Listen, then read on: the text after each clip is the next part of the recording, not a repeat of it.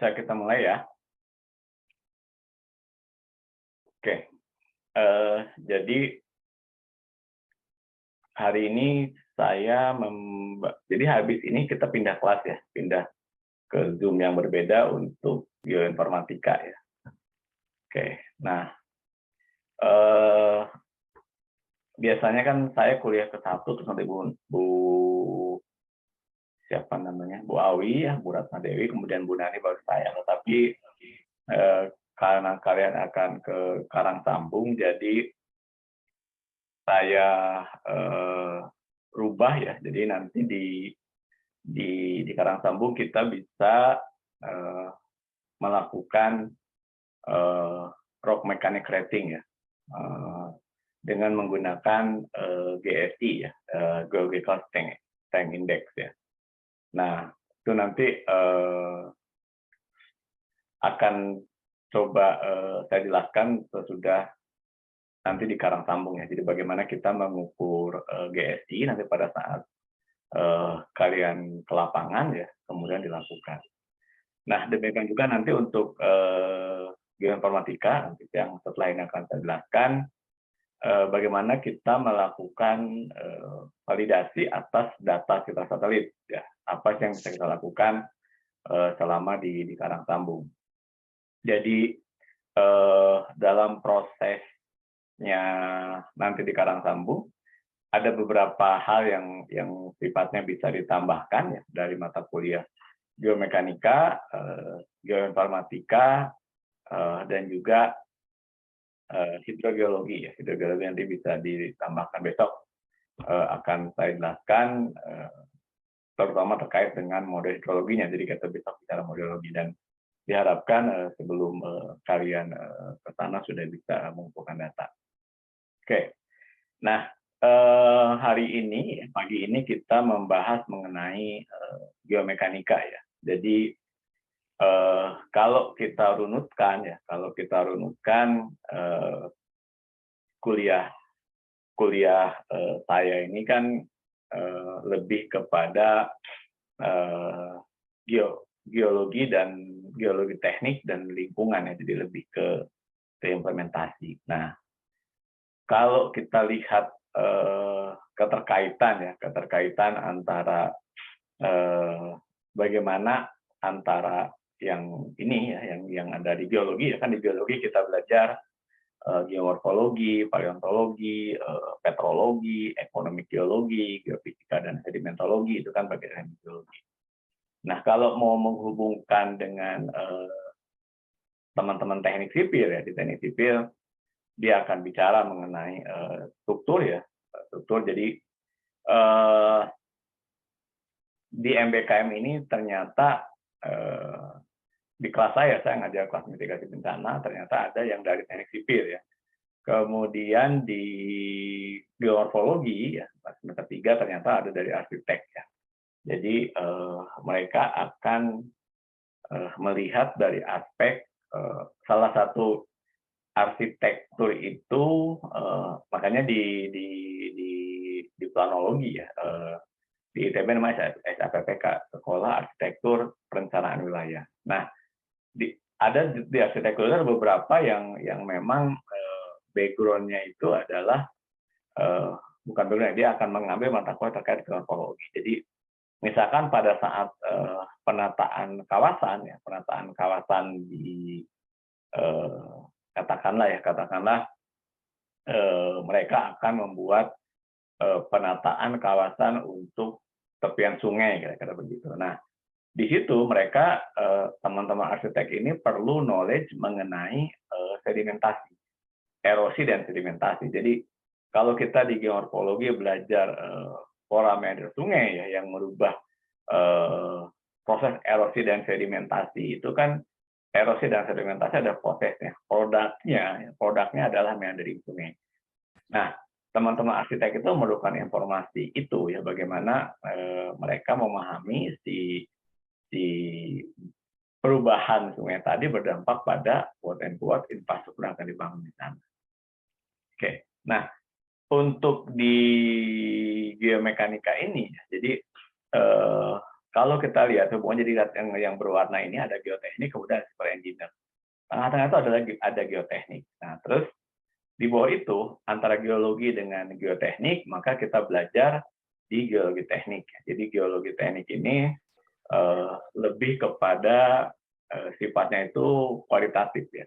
Di bagaimana kita menerjemahkan knowledge geologi menjadi geoteknik. Nah, di mata kuliah geomekanika ini ya part dari geoteknik ya, part dari geoteknik. Jadi yang kita bicarakan itu adalah sifat mekanik batuannya ya, sifat mekanik batuannya. Jadi kalau kalian belajar di eksplorasi batu bara, maka kalian belajar tentang potensi ya, potensi di eksplorasi ini.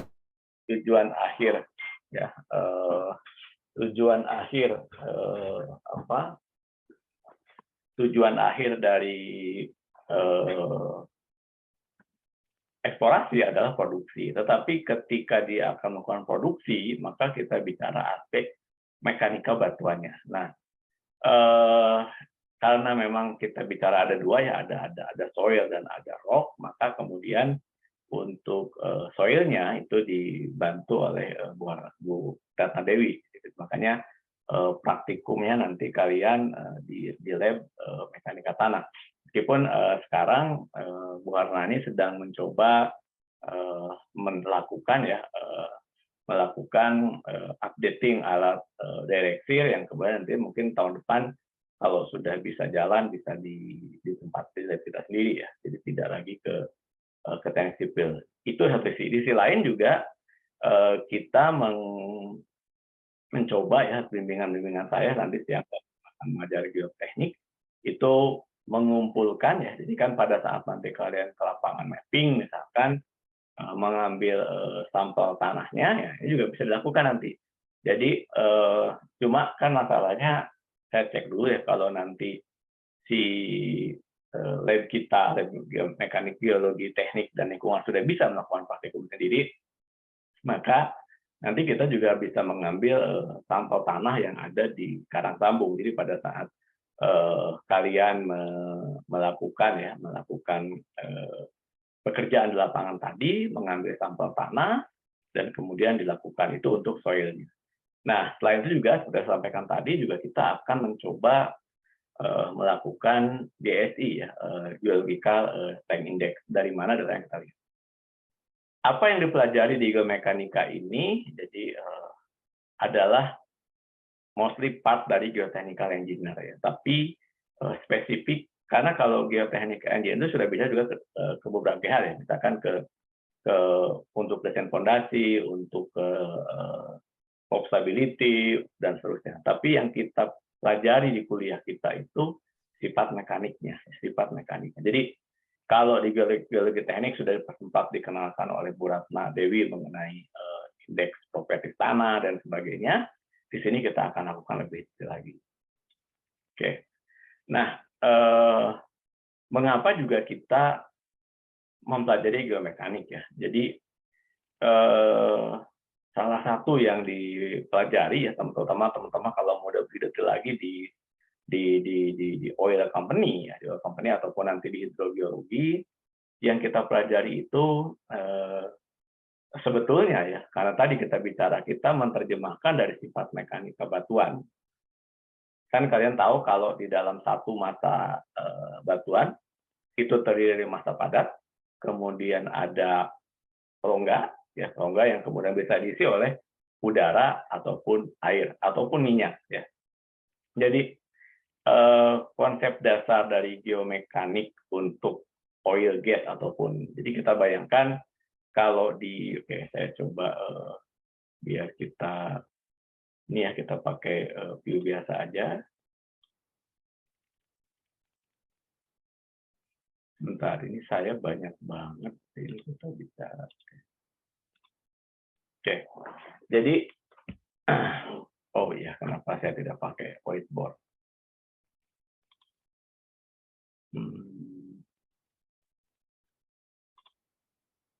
Sebentar, di sini stop share.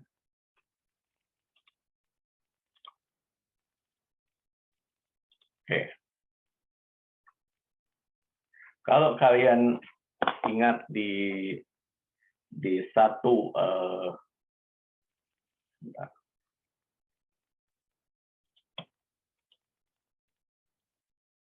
oke ya, di satu bulk of biasanya kan dibuatnya seperti ini ya, di dalam satu bulk. Jadi katakanlah dia bisa bentuknya sentimeter ke sentimeter ataupun meter ke meter, maka kalau digambarkan akan seperti ini.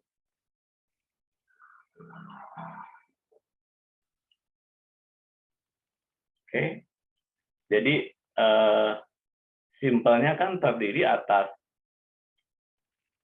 ya material padat ya, padat ini yang saya kasih warna hitam, ini material padatnya ya, katakanlah ini. Oke. Nah, kemudian bagian lainnya ya, ketika kita bicara saturated, maka ini kita bicara air kan. Ya, ini kita terisi air, kita kira seperti ini.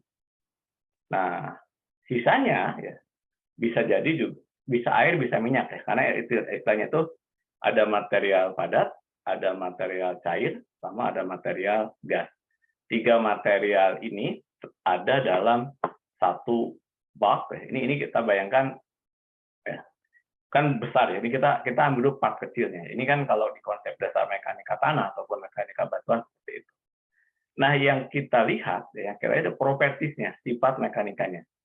Jadi misalkan kalau kita tahu air ataupun minyak mengalir, maka informasi yang kita perlu tahu pertama adalah rongga itu sendiri ya, rongga dari material. Makanya kemudian istilah dikenal istilah porositas. Ada istilah porositas, ada istilah permeabilitas. Diingat ada porositas, ada permeabilitas. Oke. Nah, di geomekanik ini kita akan melihat sifat-sifatnya tadi. Jadi secara makanya kalau dalam teori katakanlah sedimentasi ya, dari batera asal, kemudian dia berpindah dan kemudian mengalami kompaksi. Nah, proses kompaksi ini kan berarti ada pembebanan di atasnya ya, yang kemudian kemungkinannya muncul beberapa kemungkinan. Akibat ditekan maka si airnya akan berpindah misalnya. Ya, nanti di sini kita bicara konsep stress and strain. Jadi ya, ketika dia bergerak ke tempat lain, kira-kira begitu. Nah, ini kan yang kita lihat itu adalah part kecilnya ya, part kecilnya. Nah, pergerakan ini bisa ke berbagai tempat ya. Jadi akibat ditekan di atas maka dia akan turun. Nah, kalau nanti di geoteknik misalkan ketika kita menyimpan beban di atasnya, maka yang terjadi adalah subsiden. Terjadi adalah subsiden ataupun penurunan muka tanah. Nah, akibat penurunan muka tanah ini, maka kira-kira begitu. Ditanya lagi beberapa pertanyaan ya, beberapa pertanyaan, kemana air mengalir dan seterusnya. Nah, poin-poin itu yang kemudian akan kita pelajari dalam mata kuliah geoteknik ini. Jadi ya nanti misalnya nanti kita bicara di geological strength index ya. Yang kita lihat itu adalah kekar, adanya kekar ya, adanya kekar itu merupakan salah satu entry point untuk masuknya air ya, air dari hujan ke dalam tanah ya. Kalau kita bicara di slope stability, masuknya air ke dalam tanah tersebut, maka berpotensi mengalami kelongsoran. Tapi bagi sisi air tanah, air hujan tersebut masuk ke dalam tanah menjadikan peningkatan cadangan air tanah. Nah, poin-poin ini yang dari aspek geomekanik ini akan kita lihat step by step-nya. Oke, ya.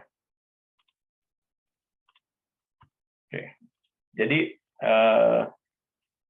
itu ya, jadi itu yang pertama ya. Ini saya taruh di atas. Jadi ya, mengapa geomekanika tadi sudah saya jelaskan ya. Ini kayaknya enaknya, kayaknya lupa. Ya. Jadi itu yang kita pelajari. Jadi kita bicara ya kalau kita jadi batuan itu sendiri ya, kita pertama melihat batuan sendiri sebagai induk ya, induk dari minyak, gas, dan air. Kemudian aliran tadi seperti saya jelaskan, dia akan mengalir ya melalui media porus tadi. Jadi hubungan antar butir tadi yang rongga-rongga tadi bisa terisi air, gas, ataupun mineral. Pertanyaannya, pergerakannya oleh apa? Apa akibat oleh deformasi ya? Ataupun oleh temperatur? Jadi kalau kalian belajar di alterasi mineral misalkan, ya akibat dari suhu yang panas, maka yang dipelajari di alterasi mineral itu adalah produknya. Air yang menjadi panas, kemudian si batuan tersebut berubah mineralnya, sehingga berubah juga kontennya. Atau yang ketiga ya, atau yang ketiga aspek kimia. Ya. Jadi ini belajarnya di geokimia. Bagaimana si baterai tersebut, misalkan kalau di hidrogeologi, endapan vulkanik itu merupakan sumber air yang bagus. Karena apa? Di endapan vulkanik itu memiliki kandungan mineral yang cukup beragam ya. Jadi ada SO2-nya, ada Fe-nya dan sebagainya. Sehingga air mineral alami, air mineral itu kan produk dari sana. Oke ya. Jadi akan sangat cukup baik. Jadi knowledge kalian di geologi ya, tentang vulkanik, nah itu tetap spesifik, banyak sekali kajian-kajian yang dipelajari tentang hidrogeologi vulkanik. Oke. Kemudian jadi itu mengapa geomekanik ya. Kemudian yang kedua ya, apa itu geomekanik kan kita kira-kira ya. Apa itu geomekanik? Tadi sudah saya sempat jelaskan bahwa kalian kan belajar mekanika teknik ya. Nah, ada mekanika teknik, biasanya kalau di teknik sipil lagi mekanika bahan. Nah, mekanika bahan itu menjelaskan mengenai kandungan dari masing-masing bahan, kemudian nanti diuji dan jadi kalau di teknik sipil, misalkan ada umur beton itu betonnya dibuat, kemudian setelah sekian hari diukur, kemudian diuji kuat tekan, sudah kuat atau belum. Hubungannya untuk apa? Kalau kita buat tiang ya, kemudian dicor, nah itu biasanya part dari bahan cor yang dibuat yang tersebut dibuat juga kubikal ya, yang nanti akan diuji. Ya. Fungsinya untuk apa? Untuk melepas selimut tiangnya tadi, kira-kira begitu. Nah, apa itu geomekanik? Jadi sudah saya jelaskan tadi, studi mekanik tentang bumi, tentang perilaku ya, tentang bumi tadi. Kemudian yang kedua, bagaimana batuan tadi ya bereaksi terhadap gaya yang ada ya, gaya yang diberikan. Jadi kalau di geologi struktur kalian mempelajari mengenai sigma 1, sigma 2 dan seterusnya. Sebetulnya sama ya, sama di dalam geomekanik ini juga kita belajar mengenai itu. Ada sigma 1, sigma 2, ada flat lain yang kemudian diukur dengan diagram Ross dan seterusnya. Nah, setelah spesifik kalau dia untuk permukaan yang dangkal itu dipelajari oleh soil mekanik. Oleh karena itu kita di kuliah ini geomekaniknya untuk yang soil mekanik biar kalian lebih deeply ya, itu diajarkan oleh Bu Ratna Dewi ya, dari teknik sipil. Ya. Oke, S3 saya juga tentang soil mekanik, jadi cukup banyak. Oke. Nah, sekarang kalau kita bicara batuan ya, jadi ada dua kunci utama yang dipelajari dari geomekanik ini. Yang pertama adalah heterogeneity ya. Yang kedua adalah porosity. Jadi dua poin ini nanti yang saya kira harus kalian ingat, harus kalian ingat untuk menerjemahkan sifat mekanik dari batuan. Ya. Dua poin ini diingat untuk menerjemahkan sifat mekanik dari batuan. Ya. Yang pertama itu adalah heterogeneity. Jadi kalau di dalam kalian pasti sudah pernah mendengar kuliah apa ya yang membahas mengenai homogen isotropi, ada homogen anisotropi, ada heterogen isotropi, ada heterogen anisotropi. Nah, yang dibahas di sini ya yang kita ingat selalu bayangkan bahwa batuan itu ya sifat batuan itu heterogen. Ya. Pertama, karena apa? Itu kan pertanyaannya. Kenapa kita menerjemahkan bahwa batuan sifatnya heterogen? Pertama, karena tipe batu sendiri. Kalian mengenal istilah batuan beku, batuan sedimen, batuan metamorf, kira-kira itu. Batuan beku, batuan sedimen, batuan metamorf. 3 poin itu. Terus, kemudian dari 3 batuan tersebut, kalian juga sudah belajar adanya kalau batuan tidak tersesarkan, tidak terlipat, ya, maka dia akan memiliki sifat yang lebih homogen. Dia tidak memiliki kekar, gitu kan? Tidak memiliki join. Dari kekar ini, kalau kekarnya berlanjut, dibuktikan dengan adanya sesar, misalkan. Interpretasi sesar itu bisa dari kumpulan kekar, misalnya menggunakan ragan ataupun penamaan-penamaan struktur geologi di sananya. Nah, yang berikutnya adalah kalau kalian belajar menerjemahkan mengenai deskripsi batuan, maka di situ kalian juga sudah terbiasa mengenal semen dan matriks. Ya. Nah, sekarang di sini yang kita jelaskan itu adalah matriksnya, matriks bloknya. Jadi nanti dari satu blok batuan itu yang kita terjemahkan, ya. Jadi kalau yang tadi yang saya gambarkan itu ada sifat di bawahnya, ya. Jadi satu batuan, massa batuan itu dari atas berbagai itu. Nah, yang bagian atasnya itu kita nanti di bagian atas dulu, ya. Jadi kalau kita buat 3D-nya, jadi kalau kita gambarkan yang tadi itu 3 dimensinya tadi, ya. Oke, ini kan kalau kita gambarkan 3 dimensinya, ya, bagian atasnya, ya.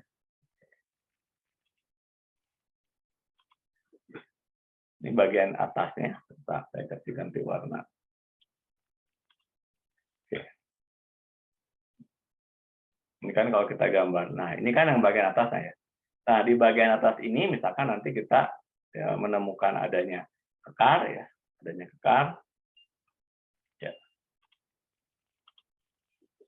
Ada kekar-kekar seperti ini misalnya, ya. Ada kekar dan seterusnya. Nah, ini nanti di lapangan kalian bisa ukur ini 1 meter kali 1 meter, ya. Ini mudah saja buat kotak gitu, ya, buat foto. Mau nanti diukur panjang kekarnya, ini ada metodenya, nanti kita mendapatkan ini GSI, Geological Strength Index, ya. Jadi nanti di karang sambung kalian bisa buat seperti itu. Jadi tidak usah diukur langsung di lapangan, karena kalian kan harus mendeskripsi, cukup buat beberapa, ketika membuat MS misalkan, buat beberapa foto, diukur 1 meter, 1 meter, 1 meter, dan dipoto, ya, dari foto itu bisa diinterpretasi, ya. Sekarang ada cukup banyak software yang bisa untuk menghitung, misalnya panjang kekarnya, dan seterusnya, itu tidak usah dihitung manual lagi, bisa dengan menggunakan beberapa software. Seapes-apesnya, kalau kalian sulit, ya, katakanlah menggunakan color draw, ya, panjangnya, tapi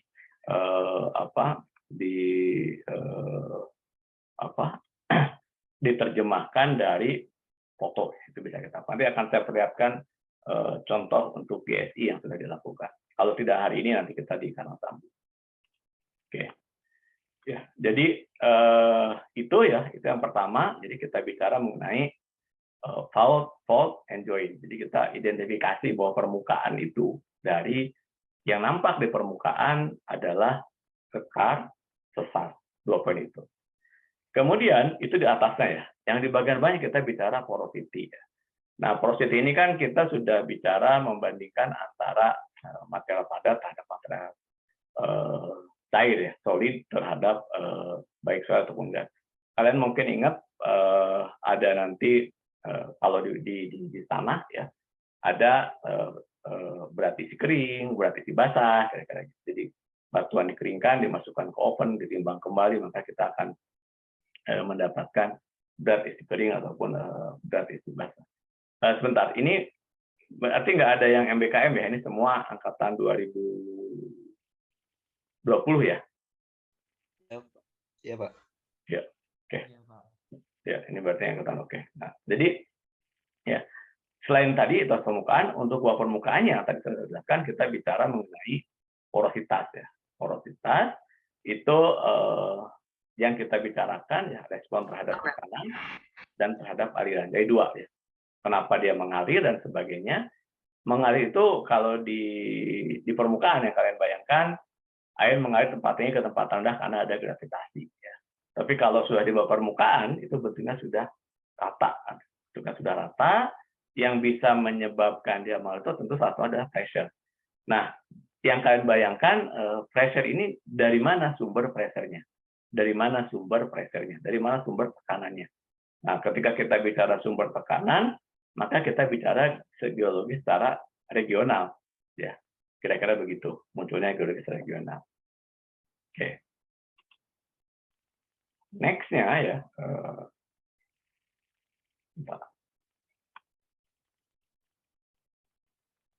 oke, berikutnya adalah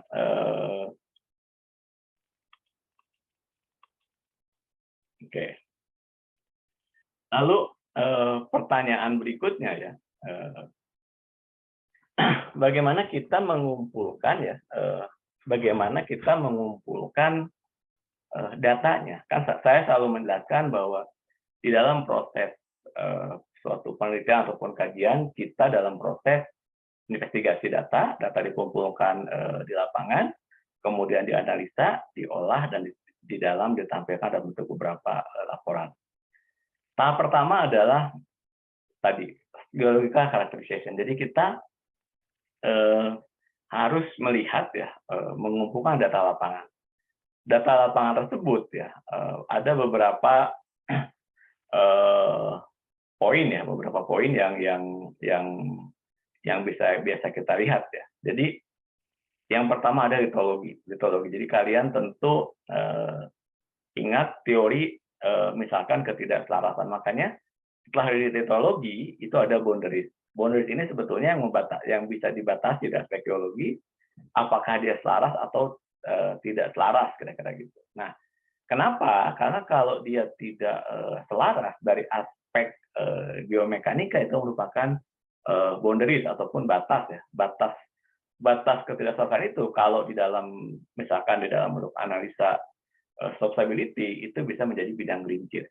Jadi bidang ketidakselarasan itu yang kalau kalian bayangkan ada dua kejadian yang berbeda, maka antara material atas dan material bawahnya itu tidak terhubung secara langsung, sehingga itu akan menjadikan bidang lemah. Nah, ketidakselarasan ini juga kan biasanya juga diisi atau oleh mineral. Jadi yang kita bayangkan kalau di dalam kekar, akibat adanya kekar, maka kalau dia proses di dulu kala, dia bisa terisi ya, bisa terisi oleh mineral lain ya. Jadi kalau terisi oleh mineral lain, maka itu bisa terjadi ada proses metamorfisme. Tapi kalau kekar tersebut tidak ada proses metamorfisme, dia terbuka, ya, maka tadi seperti saya jelaskan, kekar tersebut merupakan poin untuk air masuk, ya, yang bagi sumber air, bagi teman-teman hidrogeologi itu sangat diharapkan. Jadi banyaknya kekar, maka potensi air akan semakin besar. Tetapi bagi aspek geoteknik, masuknya air akibat dari kekar tersebut bisa menyebabkan kejadian longsoran. Jadi viewpoint itu yang kemudian perlu kita perhatikan bersama ya. Nah, jadi sebetulnya di dalam geologi karakteristik ini kita melihat lebih luas lagi ya. Jadi tadi tidak hanya untuk reservoir, tapi juga ya untuk hal yang lain. Ya. Kemudian yang kedua sifatnya. Jadi yang kita tentukan adalah perspektifnya, rock mesh. Banyak metode, misalkan Bejonski menggunakan rock mesh setting. Nanti kita identifikasi ABCD, dan seterusnya.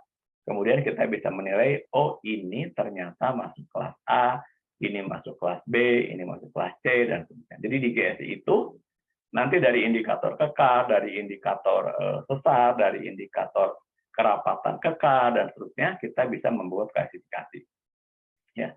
Jadi kemudian selain itu juga dari lubang bor nanti kita biasanya kalian akan praktek RQD, Rock Quality Design ya. Jadi pada saat bicara RQD, ya RQD itu Kalau di mineral tanah jarang, rare earth mineral, misalkan di kemarin kelas Anda, Rina dapat sampel dari Tubuku ya. Nah, yang dia gunakan itu adalah untuk estimasi mineralnya. Tapi untuk kita nanti untuk mata kuliah ini dari untuk mekanisme penambangannya. Oke ya. Jadi poinnya di situ. Kemudian ada juga yang memang sampel di lapangan misalnya sekarang. Nah, berikutnya adalah apa sih manfaat dari geomekanika tadi ya. Jadi aplikasi geomekanika tadi digunakan oleh siapa saja, gitu ya.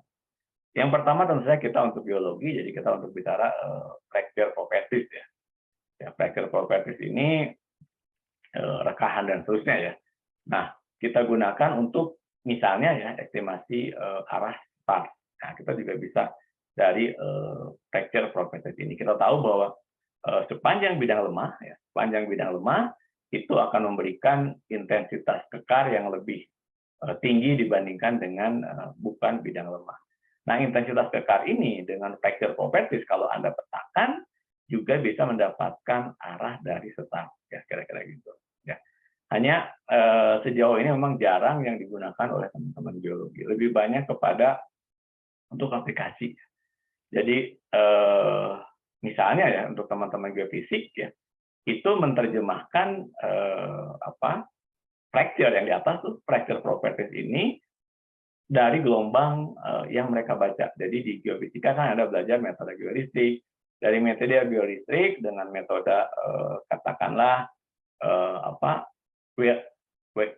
Wiener ya, saya lupa ya. Metode Wiener, kalian terjemahkan, oh ternyata fracture-nya intensitasnya lebih tinggi ke arah timur dibandingkan ke arah barat. Sebetulnya yang dibaca dari alat geofisik tadi adalah fracture-nya, rekahannya. Dari situ kan yang diestimasi ya. Jadi kalau kita bicara, tadi saya jelaskan dalam satu blok tanah itu ada material padat, ada material solid. Jadi yang dibaca dari seismic propagation itu adalah rekahannya, fracture-nya, seberapa besar ya lubang. Makanya kemudian setelah geolistrik kan baru bicara mengenai rekahannya, belum bicara arah airnya. Kemudian lakukanlah uji pompa dan seterusnya, yang memastikan bahwa rekahan tersebut terisi oleh air, kira-kira gitu ya. Jadi di geofisika itu lebih kepada menentukan pola rekahannya, bukan isinya ya, baru pada rekahannya.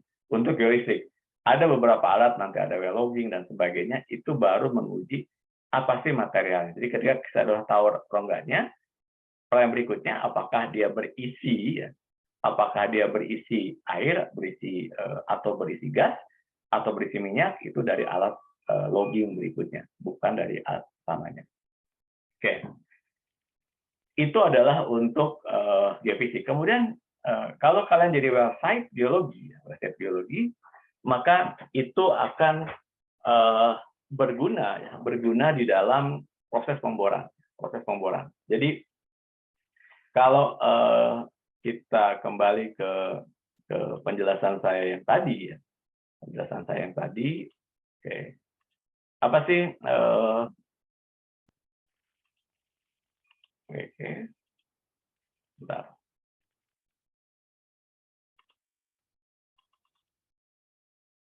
Oke ya. Jadi penjelasan saya yang ini ya. Manfaatnya bagi jadi kalau kita panjangkan ya, kalau kita panjangkan ya, material ini kan kalau dalam, misalkan dalam ini ya, ini lubang bornya ya di drillingnya tadi.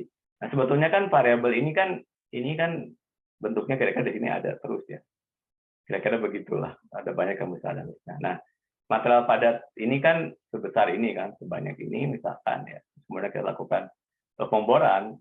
Bit drilling itu adalah kepala bornya. Pada ketika kepala bor diturunkan ya, maka ketika dia kena material keras misalkan atau ada loss. Jadi kalau di dalam knowledge fracture ini ya tadi, knowledge fracture ini ya, mungkin kalian pernah mendengar istilahnya blow up ya, gagalnya dalam satu pemboran. Jadi kalau ini ada ada satu kubah sederhananya. Ini tidak sesimpel itu sebetulnya. Ada satu kubah. Ya, kubah kan kalau kalian ingat mencari minyak itu mencari kubah anti-clean. Tapi kalau kita mencari air, maka kita mencari clean. Nah, ini kan materi itu ada 3 ya. Ada gas, ya, ada minyaknya, dan tentu saja material padat. Pada saat dibor, ini teman-teman drilling ini, kalau masuknya lubang bor serta-merta ke dalam gas, jadi kalian bayangkan ini adalah balon, ya. Kalau ditusuknya sekaligus, maka dia akan meletus. Bayangkan, ada balon, kalian tiup balon, tusuk sekaligus, dar pasang. Tapi kalau kalian tusuknya pelan-pelan, maka yang terjadi kebocoran kan, ya. Balon ditusuk oleh jarum pelan-pelan, nah kemudian dia tidak akan meledak. Nah, blow up itu kejadiannya persis seperti masuknya drill bor ya, ke dalam fracture tadi itu secara tiba-tiba yang kemudian mengeluarkan gasnya. Itulah kejadian blow up-nya. Makanya knowledge fracture, ya, fracture tadi itu ya, fracture properties itu di dalam teknologi, dalam proses pengembangan sangat berbagai sekali. Nah, yang dipelajari oleh teman-teman orang-orang di dalam website biologis itu untuk pemboran minyak ya. Pemboran minyak adalah tadi setiap fracture yang diambil dia melakukan NQD dan seterusnya sehingga bisa estimasi apakah bornya tersebut dipercepat ketika dia sudah mendekati ini kelihatan ini akan ada gas maka dia akan memperlambat. Jadi mekanisme melambatnya proses pemboran itu sudah sederhana. Proses menusuknya jarum ke balon agar tidak meledak. Nah, kira-kira itu dari sisi fracture-nya ya. Oke, kira-kira gitu. Nah, ini sangat penting ya. Tadi di situ ada dua poin yang pentingnya dari sisi drilling ya. Tadi ya, rock with interaction tadi. Yang kedua, wellbore stability. Jadi dalam satu pemboran di Pulau Tangnya waktu itu kita udah wanti-wanti bahwa itu adalah kars ya, kapur. Kalau kapur kita tahu kemungkinan akan muncul gua-gua di bawah tanah. Nah, dan itu kejadian. Jadi pada saat dibor, jadi kalau kita gambarkan proses pemboran tadi, begitu dibor, dia masuk kena ke lubang ya, jadi kalau digambarkan, ini di sini ada gua kapur di bawah tanah, kita lubang bor di sini, dan bor seperti ini. Ini kan kalau bor itu pasti ada casingnya, begitu diinjeksi masuk ke sini, si pipanya kan masuk tuh, otomatis hilang. Karena dia terperangkap masuk ke kubah gua bawah tanah. Jadi kalau kalian bayangkan, kalian masuk ke gua, di atasnya dimasukkan titik bor, ya masuk ke dalam, maka si bornya itu akan hilang. Nah, itu yang disebut dengan wellbore stability. Oke. Yang berikutnya adalah untuk production engineer. Ya, production engineer ini baik oleh air ya, untuk air ataupun nanti untuk minyak. Nah, kalau untuk minyak secara spesifik mereka menggunakan reservoir engineering. Jadi teman-teman di perminyakan dipelajari secara tersendiri ya, di dalam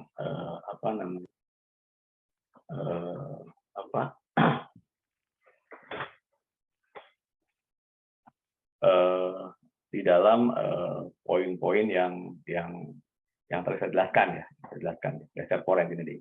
Oke. Dulu ya, ini kayaknya agak ini. Nah, nextnya adalah itu adalah manfaatnya ya. Itu adalah manfaat yang bisa kita gunakan. Yang berikutnya adalah kita sudah mulai ya, menjelaskan mengenai konsep dari si geomekanika tadi itu. Ya. Oke. Jadi kalau kalian dikasih, saya kira gambar ini kalian familiar ya, melihat apa? Ya, gambar ini kan yang kalian lihat kalau belajar mengenai ini apa? Sesar? Besar, Pak. Ya, ini mendatar kan? Ya, Iya, Pak. mendatar ya. Jadi karena ada ditekan ya, kemudian mengalami pergeseran. Tetapi sebelum itu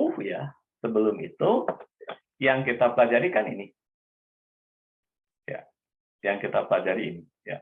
Nah, kalau di dalam apa namanya? Kita bicara sesar naik misalkan ya kita bicara naik kan kalian bicara dalam satu yang lebih luas ya, dalam satuan yang lebih luas. Jadi kalau kita melihat drag fault ya, bentuknya kan seperti ini kan drag fault ya, sebelum dia mengalami patahan kan. Nah, kalian kan melihatnya seperti ini. Tetapi yang kita bahas ya, yang kita bahas di sini ya, bukan sebesar ini, tetapi gambar ini itu adalah part dari sini. Ya. Jadi kita mengambil ya, secara lebih detail lagi. Jadi kita mengambil secara lebih detail lagi, kalau sesuatu ditekan, ya, sesuatu kompresi, maka akan ada material yang hancurnya. Ya. Ada material hancur tadi ya. Ada material yang hancur pada berbagai tempat. Atau yang kedua, kan kalian bicara kompresi sama tensi yang tensional gitu ya. Secara lebih di global, di geologi struktur ya. Geologi struktur, maka yang terjadi adalah bentuknya rekahan-rekahan seperti ini. Nah, efeknya itu, poinnya adalah kita harus bisa membedakan ya, dari geomekanika ini, apakah ini produk kompresi atau ini produk tensi. Dari mana? Dari porositasnya. Ya. Jadi porositas itu tadi atas saya jelaskan bahwa yang kita pelajari dari porositas itu adalah bentuk butirnya sampai ke sana, sampai ke bentuk butir tadi. Oke, ya. Nah, arah gaya ini tersebut ya, arah gaya tersebut ya, dari stress dan tensi tadi ya. Kalau ini kan compression stress, dan kalau ini kan shear stress, shear geser, besar geser ya. Jadi ketika ditekan ya, kemudian dia sampai mengalami pergeseran. Berarti pertanyaannya secara tiga dimensi ya, secara tiga dimensi kalau kita bicara kenapa sampai munculnya sesar mendatar, ya. Karena litologi yang dilewatinya kan, litologi yang dilewatinya bla bla bla, kita tidak khawatir. Oke, nah dari situ maka kita melihat bahwa poin yang pertama ya, gaya yang bekerja tidak hanya pada satu titik ya, tidak hanya satu titik, tapi dia datang dari 3 titik ya, X, Y, Z ya. Kemudian kalau kalian pernah di matematika, kenapa matematikanya sampai 3 kali? Karena setelah kalian belajar vektor, maka next-nya ada kalian belajar tensor ya. Ya, masih ingat kan di matematika 3 harusnya. Kenapa ada vektor, kenapa ada tensor. Dan di dalam geomekanika kita bicara mengenai tensor. Jadi bukan lagi vektor. Kalau vektor adalah memiliki besaran dan arah. Satu lagi selain vektor apa? Skalar kan, skalar, vektor, kemudian tensor. Di sini kita sudah menggunakan konsep tensor ya.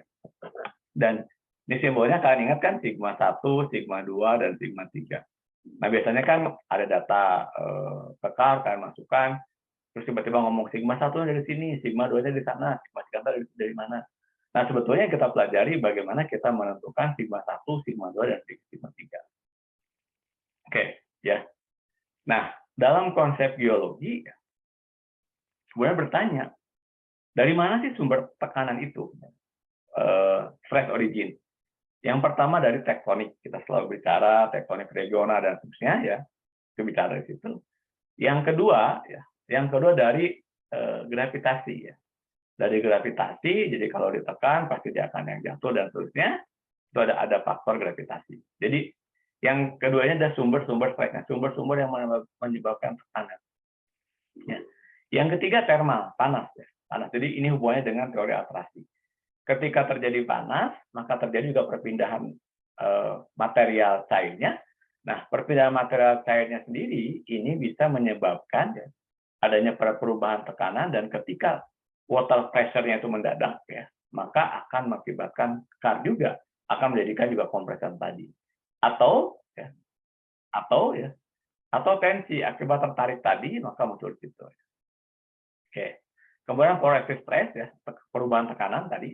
Jadi pertama adalah tektonik ya, tektonik. Jadi tiba-tiba zona subduksi yang intensif, besar dan kecil ya. Kemudian tapi kadang-kadang juga dia besar, kadang kecil, itu disebut dengan poroelastic phase. Jadi kita melihat dari mana, dari keseragaman butir misalnya. Kita coba lihat. Oke. Nextnya kita bicara mengenai, kita detilkan si stress ini sendiri ya. Oke. Kita akan detilkan stress itu sendiri ya. Jadi secara dasar teori pertama ini kan gambar ini paling familiar, ini 2 dimensi ya. Jadi stress, traksi, kemudian ini dari hukum Newton kan. Hukum Newton, gaya ya, tekanan itu satuannya adalah Newton per meter persegi. Jadi kalian bisa bayangkan kalau tekanan dari atas ya, itu akibat dari pembebanan ya. Akibat dari pembebanan ya. Jadi ini normal stress. Normal stress itu datangnya itu ya, kita bayangkan kita berdiri di atas lantai, maka beban badan kita itu merupakan stres terhadap lantai yang ada di bawahnya. Mudahnya Anda berada di atas pasir lah. Di atas pasir, maka kemudian lama-lama badan Anda akan turun. Itu kan sebetulnya ini yang sigma 22 yang dari atas ya. Kemudian bisa juga yang dari pinggir, kiri kanan. Ya. Ini kita bicara, tahu lah tektonik, ada subduksi dan sebagainya. Loh, kok masih ada juga yang dari bawah? Nah, ini kan pergerakan magma naik ke atas. Ini juga yang kita sebut sebagai tadi pressure yang dari bawah datang. Ya. Oke. Kemudian tandanya ini kan, jadi ini kan gaya normal stress ya.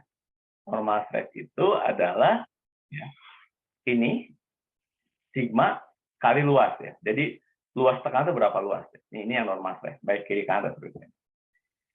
Stres yang kedua adalah shear stress. Shear stress. Jadi kalau kita bayangkan shear stress itu tadi sesar mendatar, maka bentuknya yang seperti ini ya. Kalau ini kan dua, artinya dari arah yang berbeda. Kalau ini kita bayangkan kita tergelincir di lantai, tapi gelincirnya ini ya, makanya kemudian digambarkan sebagai top.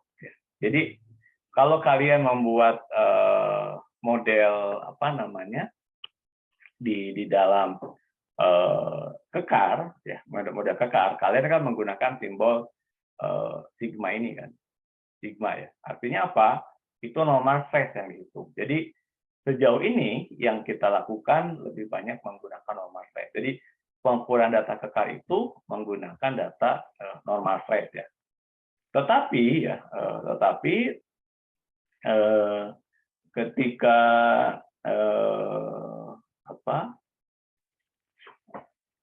ketika kita bicara mengenai TO ini, maka kita bicara dalam bidang gitu. Nanti kita bahas lebih detail. Karena yang banyak kita gunakan adalah yang normal stress saja. Normal stress dulu. Untuk S1 banyak di normal stress. Nanti untuk S2 dan S3 biasanya sampai ke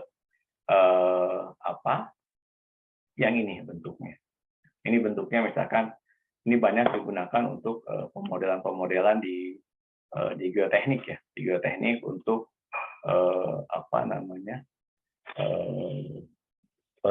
karakteristik tanahnya tadi.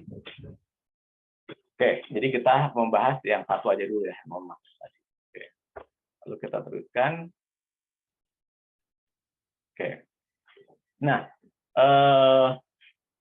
bagaimana kita menerjemahkan si stres tadi ya, Jadi pertama kita membuat ya, melakukan perhitungan sebagai dalam matematika aljabar ya. Jadi dari persamaan ini ya, persamaan yang ya, pointernya. Oke. Ini kan sebetulnya matriks ya. Ini sebetulnya matriks ya. Jadi ini kalau dibuat matriksnya itu ini sigma dari arah X ya. Ini kalau ada ya. Tadi sirnya. Ini kan normal stress. Ini normal stressnya dibuat dalam diagonal matriks ya. Dalam arah Y. Kemudian, nah kalau tidak ada sama dengan 1 nanti. Ini sigmanya. Kemudian dikalikan dengan gitu ya. Jumlah stressnya tadi bisa X, Y, Z ya. NX terhadap NY.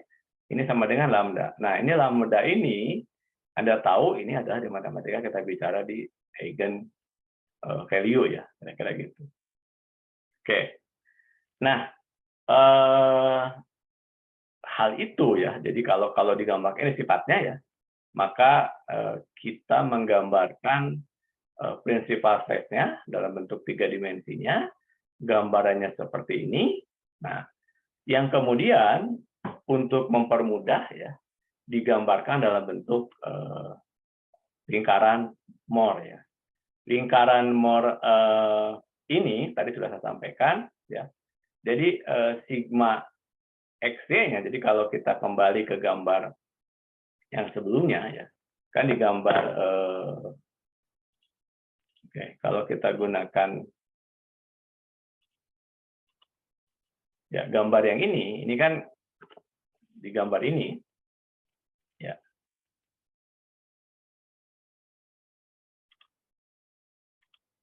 Oke. Bentar.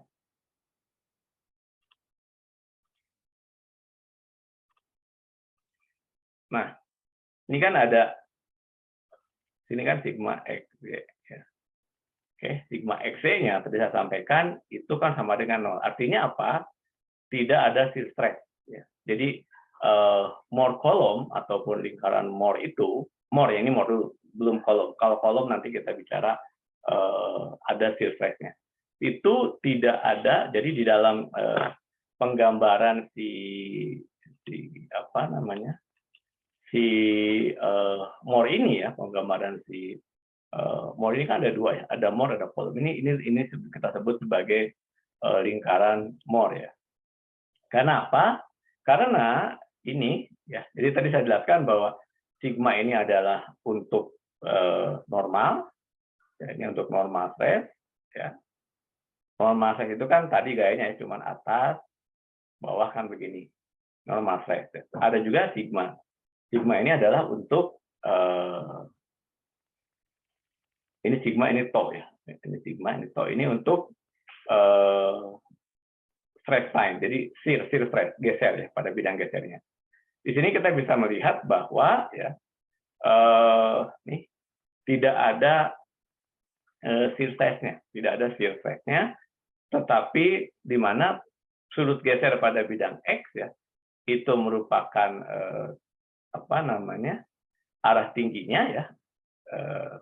Ya, TXX-nya, kemudian untuk TYY-nya, jadi hak kecil hak besar. Hak kecil hak besar itu tadi, kalau kita buat 2 dimensi, maka ini hak kecilnya, ini kita buat hak besarnya, kira-kira itu ya, YY-nya.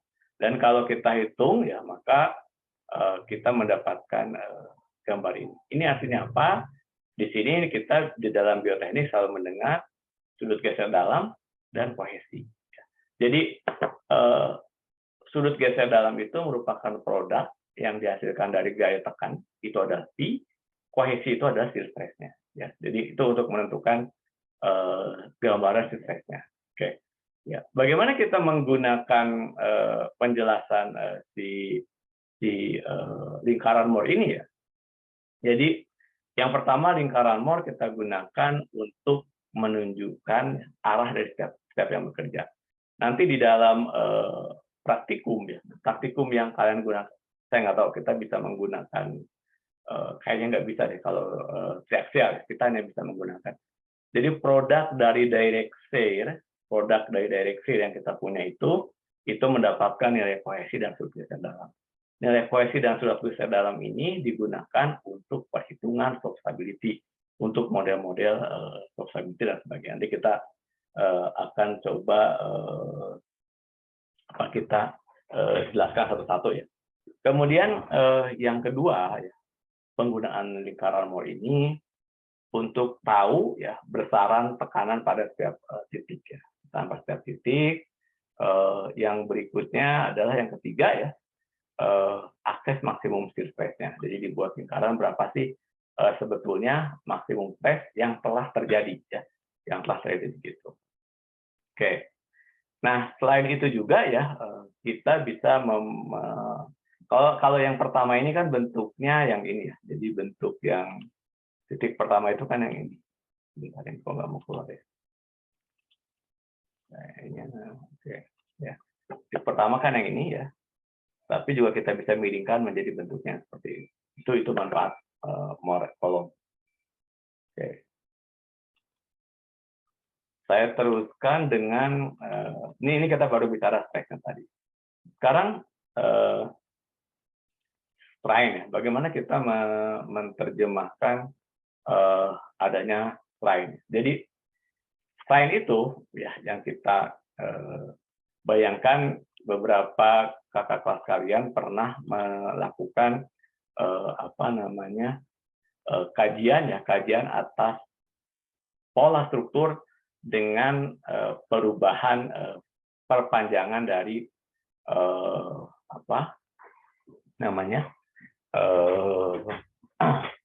bentuk si kubahnya sendiri. Nah, kalau kita bicara kalau stres tadi bisa menyebabkan adanya patahan. Nah, kalau strain ini yang kita bayangkan ya, yang penjelasannya itu seperti ini. Jadi tadinya adalah sepanjang ini, ketika terjadi strain deformasi, maka dia bisa memanjang seperti ini. Itu strain yang pertama. Ya. Yang kedua, bentuknya bisa seperti ini. Ya. Jadi kalau dari sini apa yang kalian bayangkan? Yang pertama, gambar ini menunjukkan tidak adanya perubahan volume. Bayangkan. Ya, jadi tetapi yang terjadi perubahan bentuk. Volumenya sama. Jadi kalau ini satu, ini tetap satu volumenya. Ya. Jadi satu, ini kan 1 kali 1 misalkan dengan tebal berapa, ini juga tetap sama ya. Yang kedua, terjadi pertambahan volume ya, karena memang dia bentuknya jadi seperti ini, memanjang. Ya. Oke, makanya selain itu bukan rotasi, bukan juga translasi. Jadi lebih kepada yang ini longitudinal, yang ini stress strain. Jadi shear strain. Jadi dia bisa memanjang dan seterusnya sehingga dia membentuk Lalu ini apa efeknya kan? Nanti kita akan bahas apa efeknya. Nah, yang pertama kita jelaskan dulu bagaimana kita menggambarkan si poin-poin tadi. Jadi ini adalah XY ya. Kalau ke atas kan berarti X ya. Ini kan jadi tadi saya sudah jelaskan bahwa di dalam perhitungan biomekanika kita selalu menggunakan konsep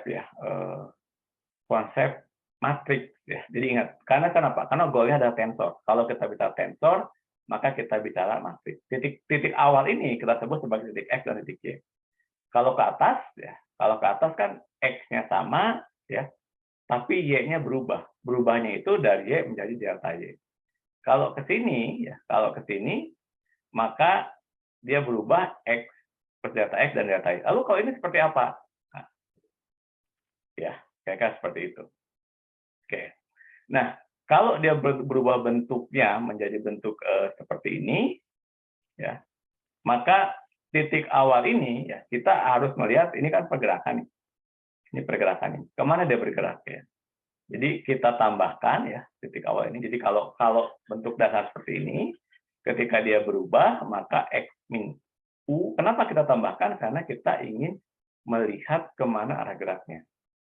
Di dalam software, kenapa ini penting pemahamannya? Karena kalian nanti biasanya menggunakan software geoteknik katakanlah menggunakan Geoslope, menggunakan Fluxys, menggunakan berbagai software, ini kan sebetulnya untuk perhitungan numerikal, pendekatan numerik. Jadi kalau dia memanjang, maka X plus delta X, kalau ke arah atas, X-nya tetap, tetapi Y-nya yang berubah. Kalau ke sini, Y-nya tetap, X-nya yang berubah. Kira-kira gitu. Karena ini kan mudahnya ini 0,0 kan, gitu kan hasilnya. Kalau ke atas kan berarti ini 0,1 misalkan. Kalau ke sini jadinya 1,0. Kira-kira itu. Ya.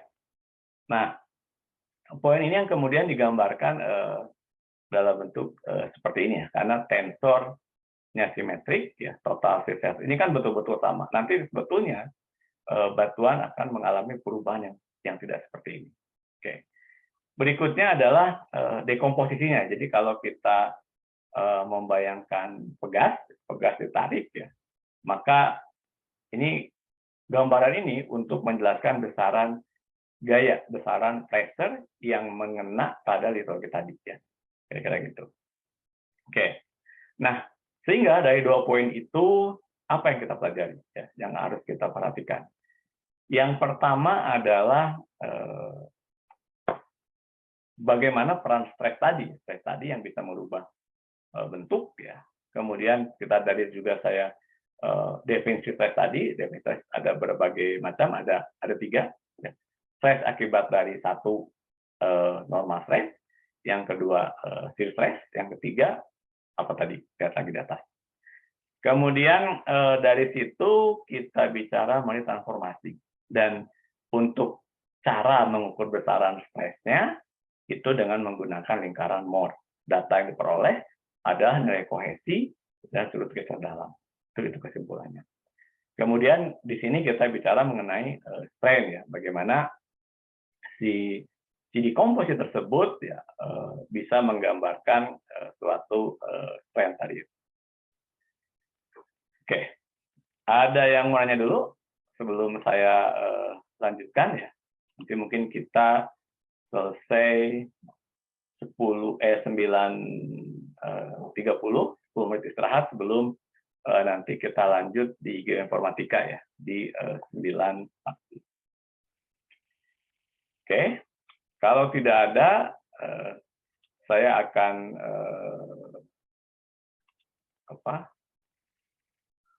Oke ya. Ya. Oke.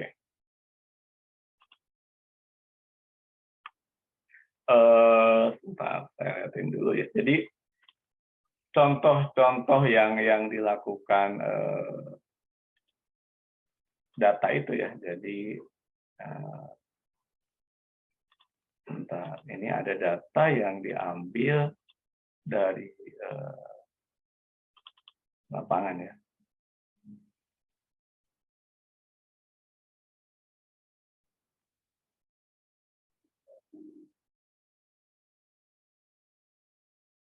Bentar, bisa coba buka. Bukan ya, ada beberapa berarti.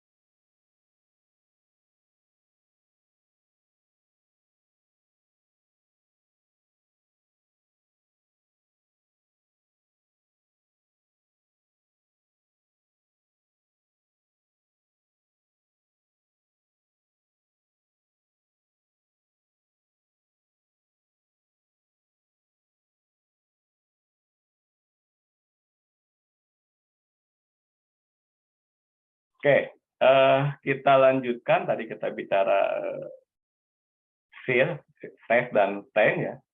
Berikutnya adalah friksi ya, friksi tadi itu ya. Nah, setelah tadi kita bicara mengenai fear dan stress. Jadi kalau kita bicara stress, maka yang kita ukur adalah sebentar.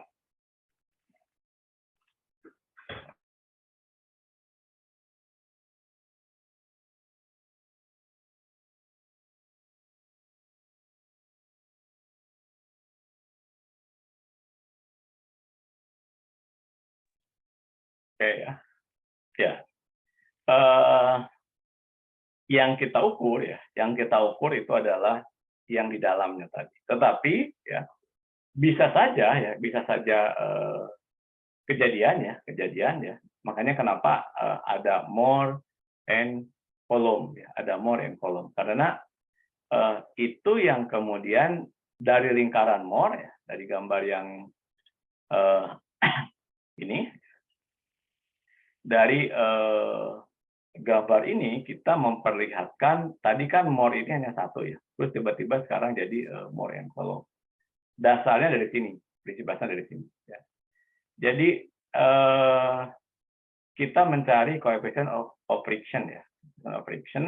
Nah, kita bisa nanti ductility. Jadi ketika kita diuji ya dari sigma 1 sigma 2, ini prinsip ini adalah yang digunakan di direct share. Kita akan mendapatkan kurva 1, kurva 2, dan seterusnya. Maka dari situ kita mendapatkan nilai sigmanya berapa. Oke, ya. Kira-kira itu. Ya. Itu yang digunakan di dalam pendekatan deformasi ya. Jadi, nah, yang diukur di dalam triaxial test itu adalah type of failure. Jadi ini kan persoalannya gini, batuan ditekan dari atas, ya, maka dia akan mendapatkan tekan.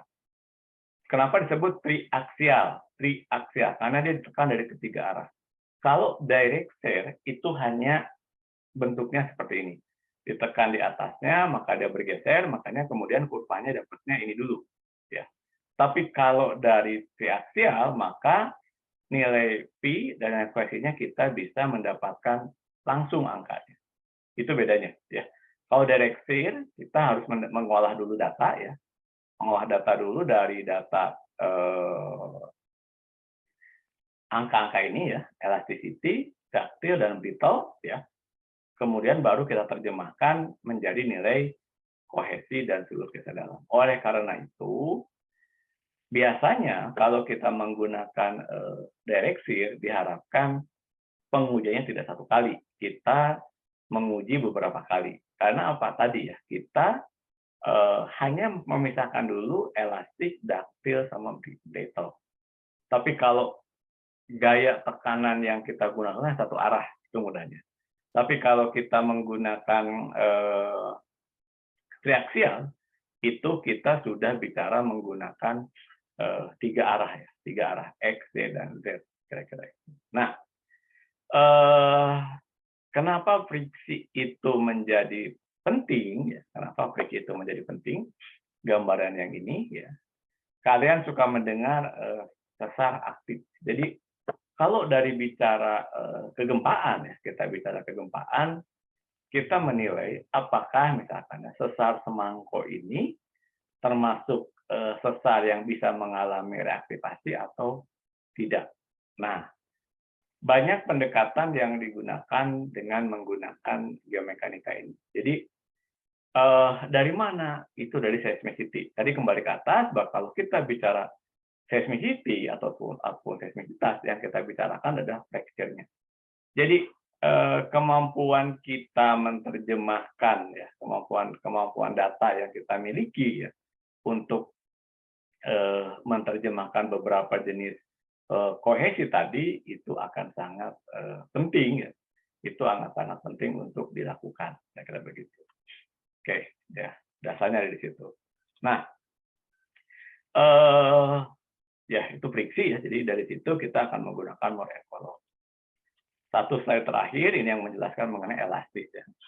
Setelah ini nanti kita akan mencoba menelaah ya, nanti paper Geological Strength Index akan saya taruh di Dropbox dan saya harap di materi kita diharapkan nanti pada saat ke lapangan itu sudah sempat membaca ya.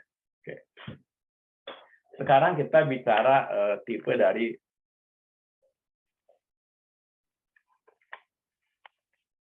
elastisitas ya. Kenapa ya? Kenapa kita penting mengatur elastisitas? Karena kita akan banyak menggunakan hukum Hooke ya. Di dalam geomekanika ini kita bicara mengenai hukum Hooke. Jadi nanti ada Hooke and Brown law. Jadi hukum antara model Hooke dan model Brown tadi itu. Oke. Ya. Kalian pertama pasti sudah mendengar modulus Young ya. Jadi ada satu panjang seperti ini L-nya, kemudian ditekan ya, tekan, maka dia jadi memendek kan. Dia jadi memendek ya. Yang diukur adalah L dikurangi delta L ya. Jadi akibat gaya yang diberikan ya, material tersebut menjadi pendek ya, maka kita mengukur L baik terhadap L. Ini persamaannya. Yang kedua ya, Poisson ratio ya. Poisson ratio ini sama, tetapi dia menggambarkan, kalau ini kan dari panjangnya ya. Kalau ini dari diameternya ya. Jadi dia ditekan ya, kebayangkan. Jadi tadinya ditekan dari panjang, beda Pak, dari cara mengukurnya. Kalau modulus yang diukur dari perubahan panjang. Pertanyaannya, apakah di sini diameter juga berubah? Tentu saja berubah kan? Karena sesuatu ketika dia memendek, ya, maka dia akan melebar. Tapi di modulus yang dihitung adalah panjangnya. Dari panjang 1 cm ditekan, maka dia menjadi 0,8 cm. Dari 10 cm menjadi 8 cm ya, panjangnya. Kalau di sini ya, yang diukur ya, jadi ini kan L-nya misalkan L-nya sama dengan 1 ya, sementara perubahan DL-nya 0,2 kan itu ya. Kalau di sini ini D-nya, diameternya. Diameternya katakanlah 5, ketika ditekan maka deltanya ini misalkan ya dari 5 tambah 2 gitu kan. Jadi totalnya itu adalah dari 5 cm menjadi 7 cm. Nah, ini cara mengukurnya di situ. Nah, penggunaan ini alat ukurnya ya, itu adalah triaxial test. Jadi kenapa menggunakan Poisson ratio? Sebetulnya yang next-nya mereka lihat itu adalah angka Fourie-nya. Ya, itu ada angka Fourie-nya. Ya, jadi kalau dia V-nya sama, volumenya sama, maka tidak ada ekspansi. Tapi kalau volumenya berubah, ya, no volume change atau no expansion, ya kira-kira gitu. Ini contohnya, kalau yang no expansion itu adalah untuk weak porous rock, sementara kalau yang terjadi perubahan volume, maka itu yang kita sebut sebagai unconsolidated sand, jadi batu pasir lepas kira-kira gitu. Selain itu ada lagi poroelektrisitas dan hidroporoelektrisitas ya. Jadi intinya ya, material tadi terisi oleh air ini lebih banyak digunakan oleh orang-orang perminyakan dengan membandingkan Poisson ratio dan seterusnya. Yang dia lihat adalah faktor dari tadi itu ya, yang kita sebut sebagai pengisian si material tadi oleh material cair. Oke, jadi poin penting yang kita ingat di sini adalah hukum Hooke ya, elastisitas, anisotropi dan linier, kemudian ya poroelastisitas dan itu untuk banyak untuk diperminyakan. Saya tidak tidak banyak membahas mengenai poroelastisitas ini. Kita lebih banyak membahas mengenai hukum Hooke ya. Jadi materi yang sekian banyak itu, yang paling banyak saya bahas adalah hukum Hooke. Oke. Nah, sebagai gambaran awal apa yang akan kita lihat nanti di lapangan ya, itu adalah geological strength index ya. Apa itu geological strength index ya? Ada satu buku yang secara spesifik ya, oke. Ya, bentar.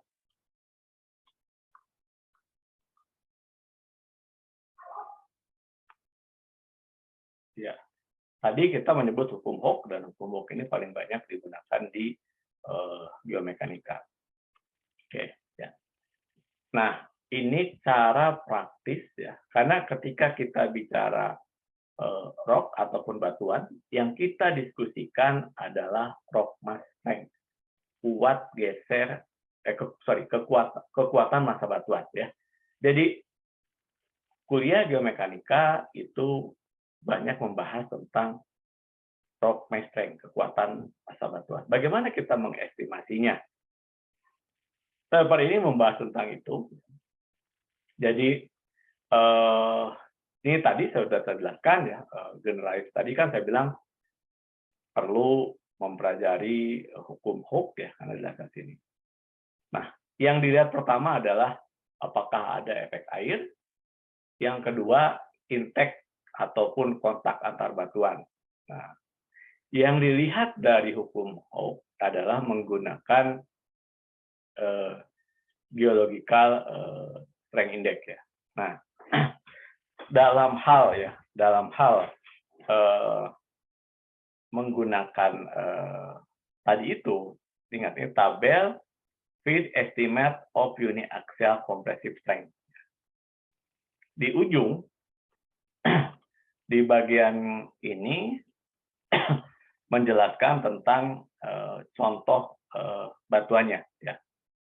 Jadi kalau alat ukur yang kita gunakan ini ada dua. Yang pertama adalah point load test, yang kedua adalah uniaxial compressive strength.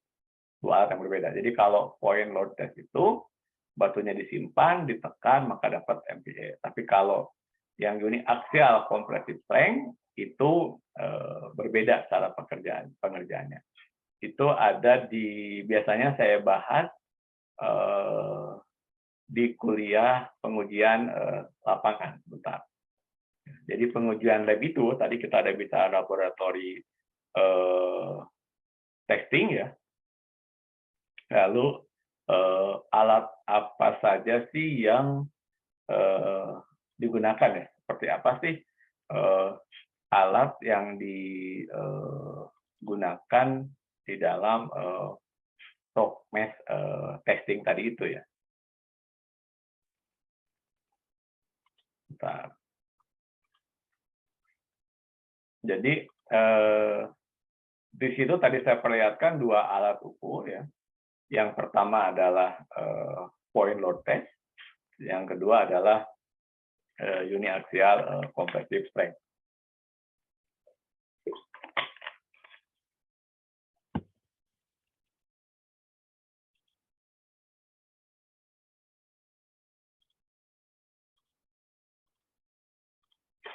Nah, ini alat ya.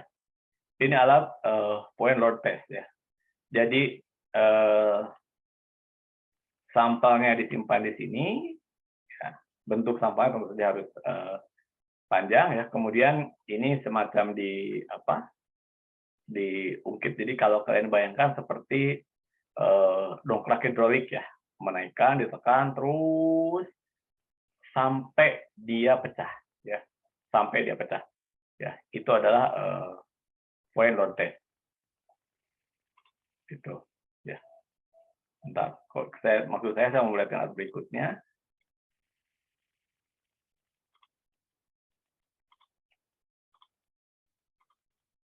Dan alat itu yang sedang kita coba mintakan ya. Jadi sekarang kita sudah punya satu alat yang disebut dengan direct share ya. Itu pun test ya. Oke. Ya. Jadi kita lihat ya angkanya kok beda banget gitu ya. Yang standar 250, yang ini cuma 10 MPa ya. Karena tadi kemampuan tangan kita, kemampuan hydraulik kita itu tidak lebih dari 10 MPa. Jadi kalau tidak pecah ya, mudahnya gitu ya. Jadi sampah tersebut disimpan di situ, kita simpan seperti itu ya, maka kemudian kita sampai tidak pecah, maka itu otomatis ke dalam masuk kategori grade R6 ya, itu extremely kuat. Nah, kalau kita lihat datanya di lapangan ya, ini kan fluid estimate strength ya, kita melihat sampel batuan, kita pukul ya, spesimen kan only chip with geological hammer. Jadi hanya bisa dipukul oleh palu geologi, itu pun bisa oleh palu batuan beku. Yang paling lemah ya, itu adalah R-nya R1 ya. Crumble under firm blow, point geological hammer can be felt by pocket. Jadi dengan pisau aja itu bisa digores ya. Itu adalah sifat batuan yang sangat lemah. Oke. Lalu ini adalah intake ya, intake antar litologi tadi ya. Jadi dari gambar ini ya,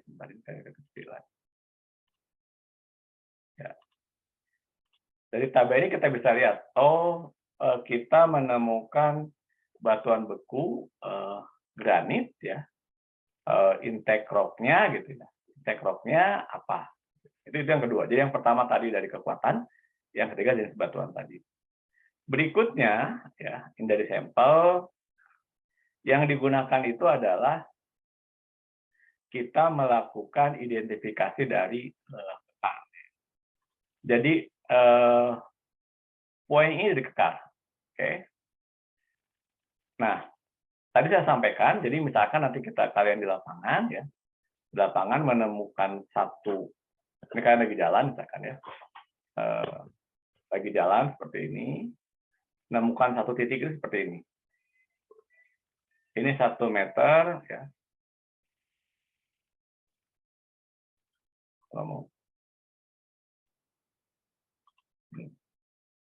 Ini 1 meter kali 1 meter. Nah, ini diukur. Bloki ya, kemudian ini dibaca nih, price dan seterusnya, maka kita nanti kasih kode. Ya. Bloki very good, bloki good, bloki BF, F itu pair, bloki poor, ini ada nih. Apakah misalkan kalau dia bloknya gar ya, maka very good, very sangat kasar, segar, tidak mengalami pelapukan. Ya. Jadi diamati ada litologi ya, ada kekar. Jadi kalau kan di sungai ini di dasar air injak, kemudian kalian ukur, oh ini bloki. Kemudian bisa juga ya berikutnya ya, ini kategori berikutnya itu adalah very blocky. Jadi sangat banyak sekali si kekarnya, Kemudian yang ketiga ada kekar, kemudian udah ada material pengisi. Jadi misalnya ini diisi oleh kalsit, oleh silika dan sebagainya. Kemudian yang keempat itu disintegratif. Jadi sudah bongkar-bongkar tersebut sangat hancur ya, sudah sangat hancur. Nah, ini nanti akan kita coba praktekkan di lapangan ya. Kalau yang ini ya, hanya membagi good, very blocky dan blocky. Nah, kalau di sini ya, kalau di bagian ini ya, ini sudah diterjemahkan ke nilai ya. Ke nilai dari si compressive strength-nya ya. Jadi rock strength itu nggak diukur di sini. Jadi kalau kita dapat blocky ya, blocky ini blocky yang mana? Karena bisa saja ya, ini blocky yang ke arah atas, dia bisa 70, bisa 80. Nanti di dalam kuliah Rock Math Characterization itu kita akan gunakan beberapa tabel ya. Jadi nanti bisa menggunakan RMS, Rock Math Rating, ataupun kita bisa menggunakan apa namanya RMR juga, Rock Math Ratio. Jadi rasio press dengan weathering, rasio press weathering water, ada beberapa rasio yang kita perbandingkan sehingga kita bisa mengestimasi Rock Math strength-nya. Nah, ya.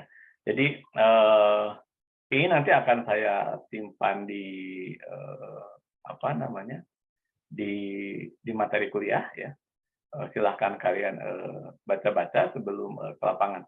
Tapi poinnya kita hanya menggunakan ini, jadi characterization of rock mass on basis interlocking and joint alteration. Jadi kita melihat karakteristik batuan ya, dari pola kekarnya, ya, dari pola kekarnya. Nah dari situ kita mengestimasi rock strength-nya, rock mass strength-nya, kekuatan massa batuannya. Ya. Makanya disebut sebagai GSI, Geological Strength Index. Karena apa? Knowledge mengenai kekar, mengenai sesar, itu ada di geologi. Jadi, kalau nanti misalkan ya, kalian di suatu nanti Karangsamur ini kan bisa kali Gayam, kali Mandala, kali apa, ada 4 kali, nanti kalian bisa di situ. Nah, kemudian kalian compare-nya apa? Yang sederhana. Pada daerah-daerah yang memang situ zona besar, kalian lakukan ini. Apakah kita menemukan disintegrated ya, atau di blocking. Kemudian di batu yang agak jauh dari situ, yang bukan zona sesar, kita lakukan pengukuran. Ya. Secara teori, yang banyak zona sesar itu maka akan masuk ke disintegrated, sehingga si rock mass strength-nya itu MPa-nya kecil, sekitar kalau dari gambar ini, paling tinggi ya, itu adalah 50. Setelah itu tentu di bawah 50. Nih, hubungan untuk apa ya? Untuk misalkan nanti, makanya kenapa kalau kita berpikir lebih lanjut, di zona sesar, kemungkinan terjadi longsoran lebih besar dibandingkan dengan di zona non-sesar. Karena apa? Rock mass strength-nya itu akan sangat lemah, ya, akan sangat kecil. Banyaknya zona hancuran tersebut ya menyebabkan pola dari si rock mass strength-nya tadi ya itu sangat rendah. Nah, knowledge itu yang kita gunakan antara knowledge kalian tentang geologi, tentang struktur, yang kemudian diukur dengan MPa ya, mass megapascal ya. Ada kPa kilopascal, ada MPa megapascal. Kita gunakan MPa satuannya. Kira-kira itu ya. Jadi yang kita lakukan nanti setelah itu kan kalian tahu batuan yang di sana itu ya termasuk batuan yang mana kan? Ya. Ini kan batuan sedimen. Sedimen ini kan dibagi plastik, non plastik, ada organik, ada karbonat, ada semikalsium. Tiga tabel ini akan kita gunakan untuk menghitung GSI. Makanya disebut di sini practical estimate of rock strength. Oke, ya. Kira-kira itu nanti kita akan coba praktekkan di lapangan. Nanti kalau kalian tidak sempat, cukup buat fotonya dulu ya. Nanti buat 1x1 ya. Jadi pas ke lapangan itu di tempat-tempat yang banyak sesarnya kita buat 1x1. Kalian kan biasanya ada 2-3 hari ya. Nanti prosesnya itu bisa kita lakukan di sana. Saya lagi sedang melihat di hari keberapa pada saat kalian melakukan pengamatan, atau nanti kan kalian juga mapping didampingi oleh asisten. Ya, jadi pas